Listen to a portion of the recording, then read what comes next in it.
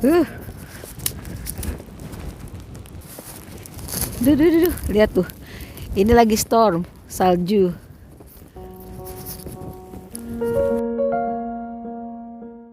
Ya ampun.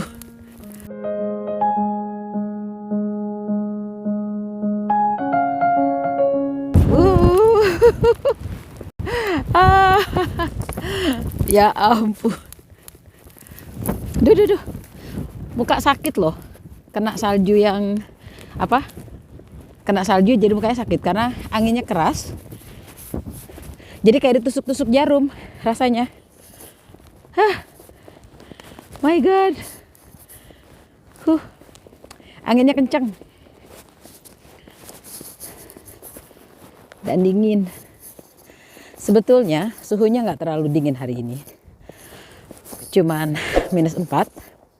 Tapi karena anginnya banyak, jadi rasanya seperti -10. Rasanya jadi dingin. Salju ada di mana-mana. Dan tuh, gila deh.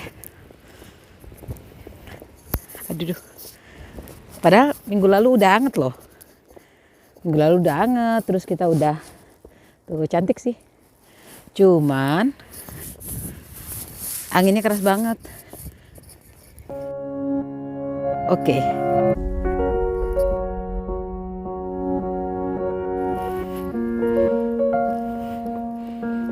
Enak juga sih main salju.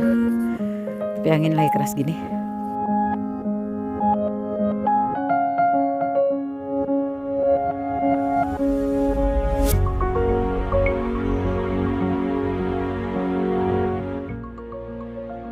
Jadi kalau trik-triknya kalau nyetir di salju begini harus hati-hati.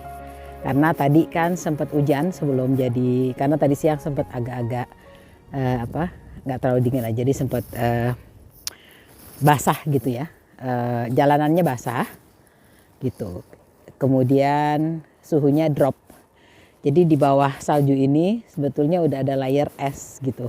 Makanya kalau nyetir itu bisa jadi seperti kayak kita nyetir di atas es yang dikasih pokoknya seperti di es gitu loh, atau di atas lantai yang dikasih sagu gitu loh. Jadinya cukup licin.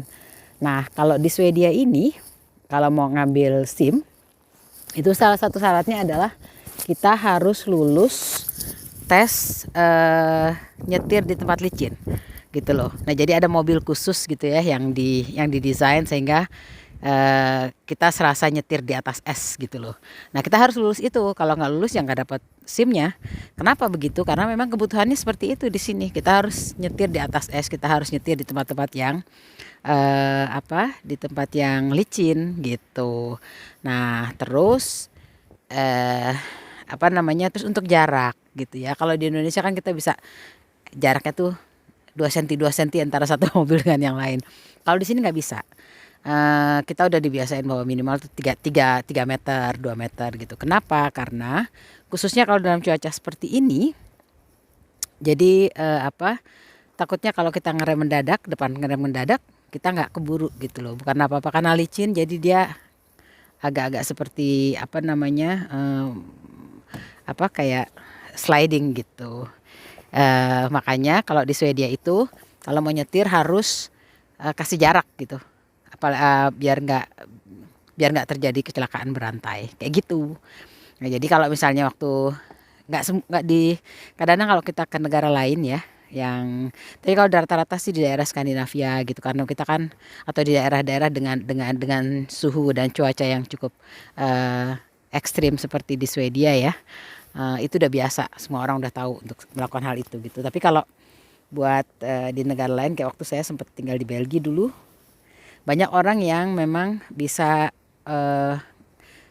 nggak perlu ngambil SIM. Maksudnya gini, mereka ngambil SIM dari negaranya terus bisa langsung di convert ke SIM-nya EU, SIM-nya Belgia. Kalau di Swedia nggak bisa. Meskipun kita udah punya SIM di negara kita tetap harus tes ulang, kita harus tetap ngambil. Nah, tesnya itu sulit sekali. Pertama kita harus ikut sekolah gitu ya, ikut teori, kemudian kita harus belajar nyetirnya, sebetulnya lebih ke belajar apa namanya rambu-rambu lalu lintas gitu ya. Nah kemudian belajar itu tes teori yang benar-benar susah gitu ya, hampir seperti orang ujian, maksudnya memang ujian gitu. Dari 70 soal itu kita hanya boleh salah 10 gitu loh. Kalau misalnya kita salah 11 aja tetap kita nggak lulus, kita harus ngulang ujian itu.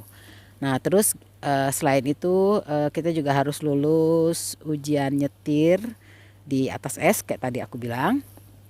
Nah baru baru kita bisa dapat SIM gitu. Nah kalau di negara lain itu banyak yang nggak seperti itu. Jadi kita bisa langsung convert dari SIM di negara kita langsung convert ke situ. Persoalannya adalah menyetir di tempat dingin, di tempat dengan dengan suhu, dengan tempat yang ada esnya seperti di sini, itu nggak sama dengan kita menyetir di tropik gitu ya.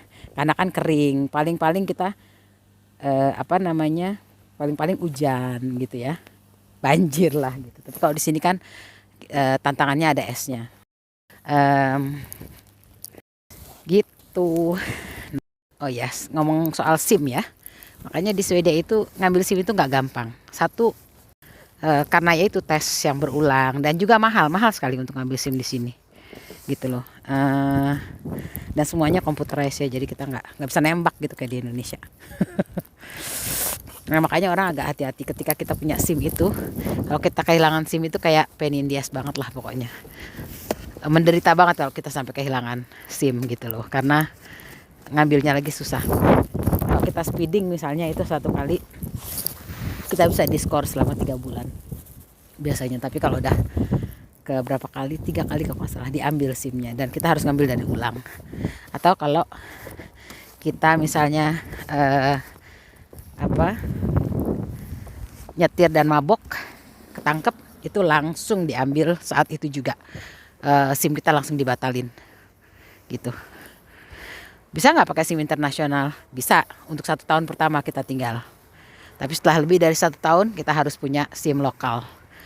Karena SIM internasional cuma berlaku selama 1 tahun pertama kita tinggal di Swedia. Kalau kita tinggal di Swedia ya. Jadi kalau teman-teman yang mau kuliah di sini misalnya, ya nggak apa-apa pakai SIM internasional, karena kan cuma misalnya programnya cuma 1 tahun. Karena kan cuma 1 tahun. Gitu. Anyway, beginilah rasanya tinggal di kota yang salju. Dan by the way tangan gue udah mulai dingin, gila dingin banget, dingin banget tangannya. Udah ya, sampai ketemu lagi. Kalau kayak gini enakan makan Indomie pakai bakso. Ya.